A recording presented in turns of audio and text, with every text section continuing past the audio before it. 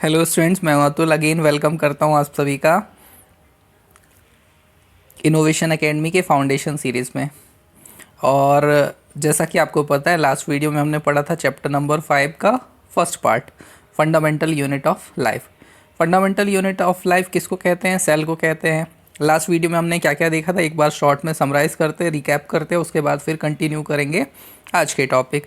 हमने देखा था कि रॉबर्ट हुक फर्स्ट वो साइंटिस्ट थे जिन्होंने 1665 में सबसे पहले डेड सेल को देखा था, और वो सेल कॉर्क सेल थी। वहाँ से एक जर्नी स्टार्ट हो जाती है सेल की, और आज तो हम सेल के बारे में काफ़ी सारी चीज़ें जानते हैं।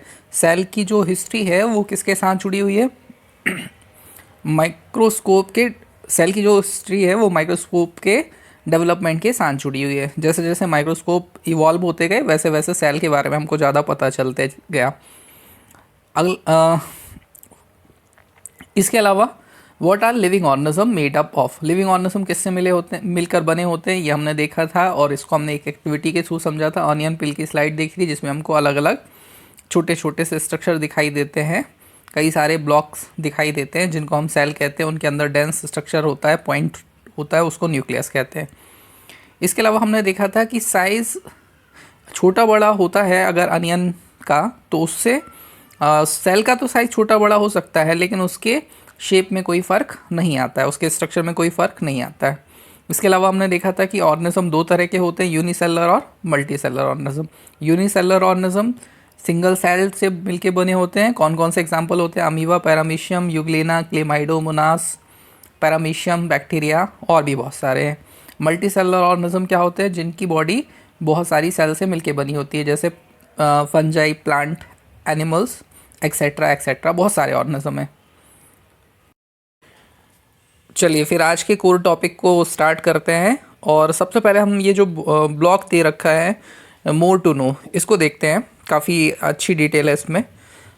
सबसे पहली सेल जो है वो किसने देखी थी? रॉबर्ट ब्राउन ने देखी थी 1665 में। ये डेटा दिया हुआ है इसमें, और अपना प्रिमिटिव माइक्रोस्कोप, सबसे पुराना जो माइक्रोस्कोप उन्होंने बनाया था, उसके थ्रू देखा था। इसके अलावा एक और साइंटिस्ट लीवेनहॉक, 1674 में इन्होंने क्या किया था, थोड़ा सा माइक्रोस्कोप को इम्प्रूव किया, और जो रॉबर्ट हुक का माइक्रोस्कोप था उससे थोड़ा बेहतर माइक्रोस्कोप बनाया, और उसके कारण उसका मैग्नीफिकेशन बढ़ा, और फिर ये क्या कर पाए, लिविंग सेल को देख पाए। एक्चुअल में क्या होता है, कॉर्क सेल का साइज़ काफ़ी बड़ा होता है, और बाकी जो लिविंग सेल्स थी कंपेरेटिवली वो क्या होती है, काफ़ी छोटी होती है। तो मैग्नीफिकेशन अच्छा चाहिए था सेल को देखने के लिए।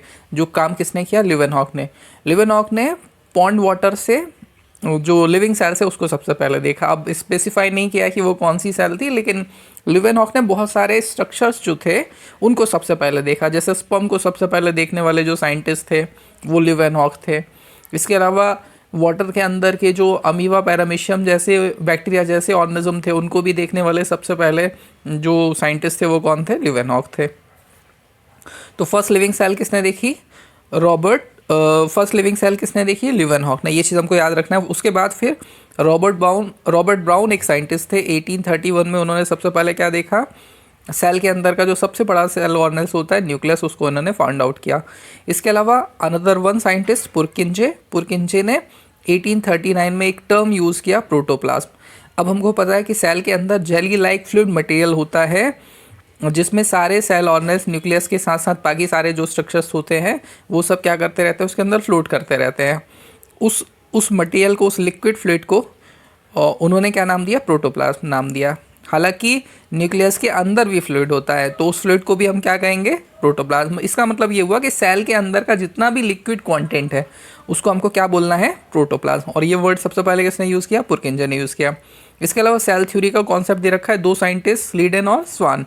1838 1839 में इन्होंने सेपरेटली, स्लीडन ने किसके लिए? प्लांट के लिए, और स्वान ने किसके लिए? एनिमल सेल्स के लिए कुछ कॉन्सेप्ट दिए, कुछ पॉइंट्स दिए, इनिशियल ऑब्जर्वेशन दिए सेल से रिलेटेड, जिनको हम किस नाम से समझते हैं? सेल थ्योरी के नाम से जानते हैं।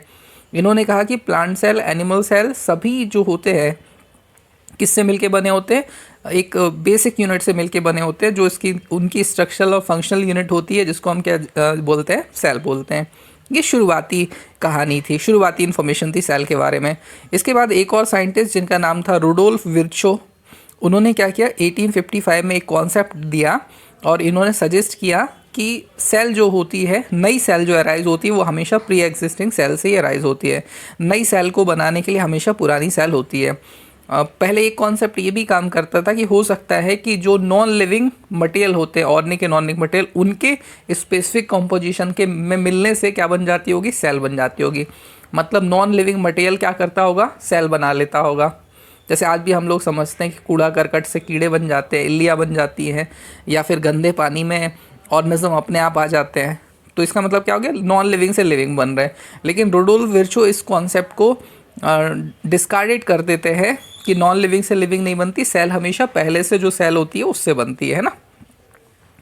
आगे यहाँ पर लिख रखा है कि जैसे जैसे माइक्रोस्कोप डेवलप हुई और इलेक्ट्रॉन माइक्रोस्कोप आज हम यूज़ करते हैं एटम तक के लेवल के स्ट्रक्चर को समझने के लिए, तो जैसे जैसे मैग्नीफिकेशन बढ़ा, इलेक्ट्रॉन माइक्रोस्कोप डेवलप हुई, और उसके बाद जो बाकी सारे ऑर्गेनेल्स हुए हैं, कॉम्प्लेक्स स्ट्रक्चर हैं, छोटे छोटे स्ट्रक्चर हैं सेल के अंदर के, वो सब देख लिए गए। तो इसका मतलब ये कि सेल के बारे में आजकल हमको काफ़ी डिटेल है। ये पूरा पैरा एक बार मैं रैपिड फायर पढ़ देता हूँ ताकि, और सारे डिटेल तो मैंने आपको बता दिया। Cell were first discovered by Robert Hooke in 1665 में रॉबर्ट हुक ने सबसे पहले सेल को डिस्कवर किया। वो डेड सेल थी, याद रखना। He observe the cells in cork slice with the help of a primitive microscope. Primitive microscope के थ्रू इन्होंने कॉर्क स्लाइस में सेल को देखा था। Leeuwenhoek with the improve microscope discover the free living cell in pond water for the first time. Free living cell मतलब unicellular organism को देखा इन्होंने। कब देखा, 1675 में देखा। इसके बाद रॉबर्ट ब्राउन जो साइंटिस्ट थे, 1831 में उन्होंने क्या किया, न्यूक्लियस की डिस्कवरी की। Purkinje in 1639 coined the term protoplasm for the fluid substance of cell. Cell के फ्लूइड मटेरियल को प्रोटोप्लाज्म किसने कहा, पुरकिंजे ने कहा। इसके बाद सेल थ्योरी के मेन कॉन्सेप्ट क्या है कि सारे लिविंग ऑर्गेनिज्म, चाहे वो प्लांट हो चाहे वो एनिमल हो, वो सब किससे मिलके बने होते हैं, एक बेसिक यूनिट से मिलके बने होते हैं, बेसिक यूनिट ऑफ लाइफ से मिलके बने होते हैं, दैट इज व्हाट सेल।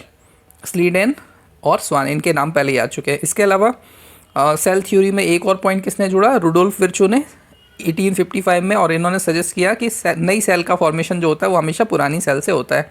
इसके बाद इलेक्ट्रॉन माइक्रोस्कोप की डिस्कवरी के कारण बाकी सेल ऑर्गेनेल्स के बारे में हमको डिटेल इन्फॉर्मेशन मिल पाई है। चलिए आगे बढ़ते हैं। द एक्टिविटी देखते हैं, एक्टिविटी 5.2।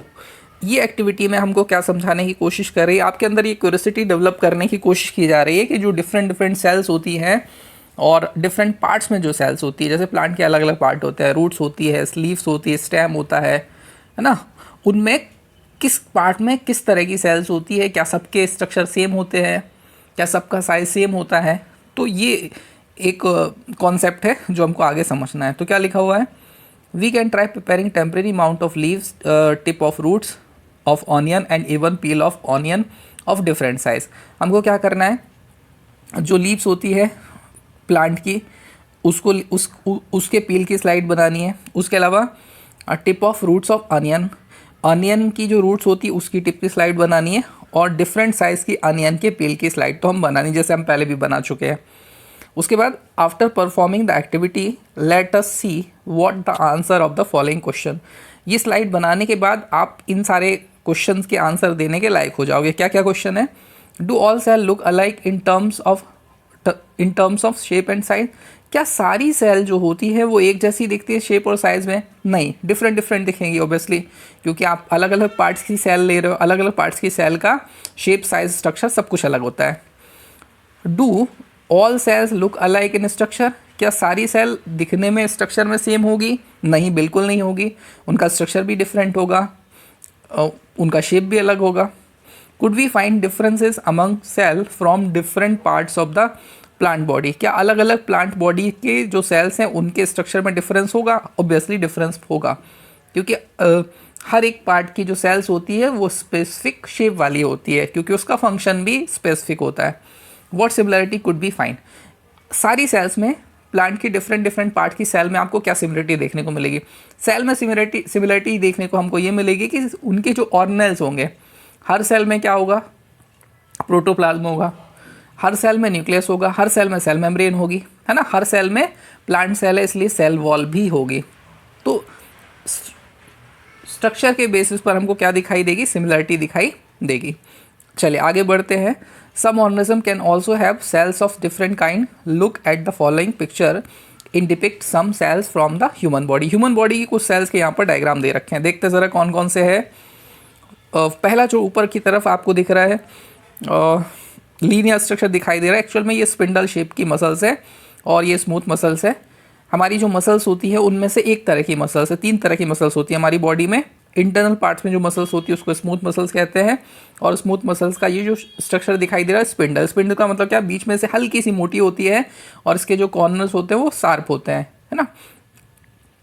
उसके बाद दूसरी जो सेल्स होती है आरबीसीएस डब्ल्यूबीसीएस ब्लड सेल्स जो होती है वो दिख रखी है हमको डिस्क जैसे दिख रही है ये। इसके अलावा नर्व सेल्स यानी कि न्यूरॉन सेल ब्रेन में और स्पाइनल कॉर्ड में जो सेल्स होती है, और पूरे बॉडी में नर्वस सिस्टम का जो डिस्ट्रीब्यूशन होता है वो किस फॉर्म में होता है, न्यूरॉन के फॉर्म में, जिसको नर्व सेल्स दिखा रखा है, तो उसका शेप आप देख रहे हैं। इसके अलावा ओवम, ह्यूमन का जो ओवम होता है उसका स्ट्रक्चर बना रखा है। स्पर्म बहुत छोटा सा आप देख रहे हैं, वो नीचे की तरफ बना हुआ है। एक इरेगुलर शेप का स्ट्रक्चर जिससे काफ़ी आपको आउटग्रोथ निकली हुई है, जिसकी वो क्या है, वोन सेल है। और एक और सेल कौन सी, फैट सेल, जिसके सेंटर में आप देख रहे हैं कि फ्लूइड जैसा भरा हुआ है, और न्यूक्लियस कहाँ चला गया, कॉर्नर में चला गया। अब इन सारे स्ट्रक्चर्स को देख के हमको ये चीज़ तो बिल्कुल क्लियर हो गई कि सारी सेल्स के स्ट्रक्चर्स एक दूसरे से डिफरेंट है, उनके शेप में भी डिफरेंस है। स्पर्म बहुत छोटा सा है और बाकी फैट सेल काफ़ी बड़ी है। आरबीसीएस डब्ल्यूबीसीएस यानी कि ब्लड सेल्स काफ़ी छोटी है। तो इसका मतलब साइज में भी डिफरेंस है, स्ट्रक्चर में भी डिफरेंस है, और ऑब्वियसली सबके फंक्शन में भी डिफरेंस है। ये जो डिफरेंस आ रहा है ना इनके स्ट्रक्चर में और साइज में, ये इसका लेना देना काफ़ी हद तक किससे होता है, फंक्शन से होता है, जो हमको आगे एनसीईआरटी बताने वाली है। चलिए देखते हैं। The shape and size of cells are related to specific function they perform. ये चीज़ मैंने अभी थोड़ी देर पहले बताई आप लोगों को। Some cells like amoeba have changing shape in some cases the cell shape could be more or less fixed and peculiar for a particular types of cell। इसका मतलब क्या हुआ, किसी स्पेसिफिक फंक्शन को करने के लिए सेल्स का जो शेप होगा, स्ट्रक्चर्स होगा, वो उस तरीके से होगा ताकि वो उस फंक्शन को अच्छे से परफॉर्म कर सके। Each living cell has the capacity to perform certain basic functions that are characterize of all living form. इसका मतलब क्या हुआ, सारी जो सेल्स होती हैं उनके अंदर इस पे अलग अलग तरह के स्पेसिफिक फंक्शन परफॉर्म करने का कैरेक्टरिस्टिक्स होता है। How does a living cell perform these basic function. अब ये कैसे कर पाती है, क्योंकि उसके पास डिफरेंट सेल ऑर्गेनेल्स होते हैं, उनके नंबर भी अलग अलग होते हैं। We know that there is a division of लिवर in multi cellular organism such as human being. This means that the different parts of the human body perform different function. The human body has a heart to pump blood, a stomach to digest food and so on. जो multi cellular organism होते हैं, जिनकी body में different body systems होते हैं, उनकी body के different system different function perform करते हैं। इसी तरीके से एक सिस्टम के जो ऑर्गन होते हैं वो भी अलग अलग तरह के फंक्शन परफॉर्म करते हैं, वो उसी के लिए डिज़ाइन होते हैं, उसी के लिए बने होते हैं। जैसे यहाँ पर एग्जाम्पल दे रखा है कि हमारा जो हार्ट होता है वो क्या करता है, ब्लड को पंप करता है। इसी तरीके से स्टमक का काम क्या है, स्टमक में जो फूड जाता है उसको डाइजेस्ट करना। तो इसका मतलब क्या हो गया, हार्ट की जो सेल्स है वो पंपिंग करने के लिए जो ज़रूरी चीज़ें हैं सेल के लिए रिक्वायर्ड है वो होंगी उसके अंदर। इसी तरीके से स्टमक के जो सेल्स होंगी उसमें डाइजेस्ट करने के लिए जो HCl होता है, जो एंजाइम्स चाहिए होते हैं, उनको बनाने वाली सेल्स होंगी, है ना। तो इस तरीके से अलग अलग ऑर्गन के अंदर डिफरेंट टाइप की सेल्स होंगी। सिमिलरली डिवीजन ऑफ लिवर is also seen within a single cell organism. ऐसा नहीं है कि एक सिंगल सेल है तो उसके अंदर डिवीजन ऑफ लिवर नहीं होगा। एक सेल के अंदर भी तो अलग अलग फंक्शन होते हैं। सेल के अंदर जब आप ऑर्गेनेल्स पढ़ेंगे, माइटोकॉन्ड्रिया पढ़ेंगे, न्यूक्लियस पढ़ेंगे, ER पढ़ेंगे, राइबोसोम पढ़ेंगे, गोल्गी बॉडी पढ़ेंगे, तो इन सब के फंक्शन तो अलग अलग होते हैं। इसका मतलब सेल के अंदर भी डिफरेंट लेवल पे अलग अलग काम करने के लिए छोटी छोटी सब यूनिट्स हैं, जिनको हम सेल ऑर्गेनेल्स कह रहे हैं। In fact each such cell has got certain specific component within it known as cell organelles. इसका मतलब क्या हुआ, सेल के अंदर अलग अलग काम को करने के लिए, डिफरेंट टाइप के फंक्शन को परफॉर्म करने के लिए कॉम्पोनेंट्स होते हैं, जिनको हम क्या कहते हैं, सेल ऑर्गेनेल्स कहते हैं।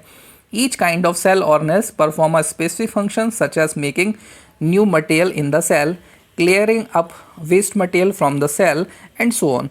सेल के अंदर अलग अलग फंक्शन को करने के लिए अलग अलग ऑर्गेनेल्स होते हैं। जैसे मैं आपको सिंपली समझाता हूँ, माइटोकॉन्ड्रिया का काम क्या होता है, एटीपी जनरेट करना, एनर्जी जनरेट करना। न्यूक्लियस का काम क्या होता है, सेल की सारी एक्टिविटीज़ जो होती है उनको रेगुलेट करना। राइबोसोम का काम क्या होता है, प्रोटीन का फॉर्मेशन करना। तो सेल के अलग अलग ऑर्गेनेल्स तो अलग अलग काम कर रहे हैं। A cell is able to live and perform all its function because of these organelles.